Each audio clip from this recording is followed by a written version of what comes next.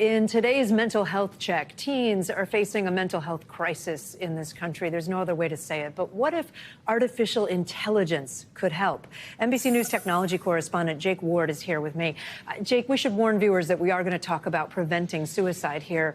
This is a potentially positive use of AI. That's absolutely right, Kate. I mean, we know that AI can pick patterns out of data that a human analyst really cannot see. Well, it turns out that artificial intelligence may, in fact, be able to get out in front of the signs of some very distressing mental health crises in young people.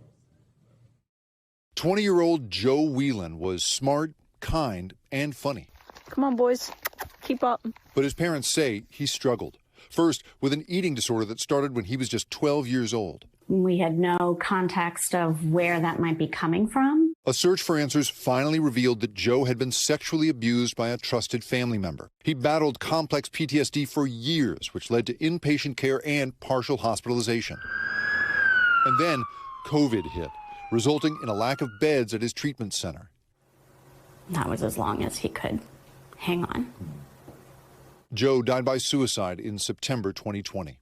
A 2021 CDC survey found nearly 1 in 4 American high schoolers had seriously considered taking their own lives. But with a national shortage of therapists, experts at Cincinnati Children's Hospital are now using AI to identify the risk of anxiety, depression, and suicide early in kids, using signs even the most well-intentioned parent or expert might miss. Our goal is to move upstream and reduce the flow of behavioral and mental health illnesses. Doctors Tracy Klauser and John Pestian built the model themselves. They trained the AI to spot patterns not just using structured data, height, weight, the stuff you record during a doctor's visit, but also unstructured data, like the language used in conversation and even in the messages left behind by people who've attempted suicide. You have a library of suicide notes. Yes. Wow. They found that the AI was able to pull signs from even the most subtle patterns in language, like how often someone uses nouns rather than pronouns. Those that aren't suicidal will use the word I more often than those who are suicidal, and they don't refer to themselves that often.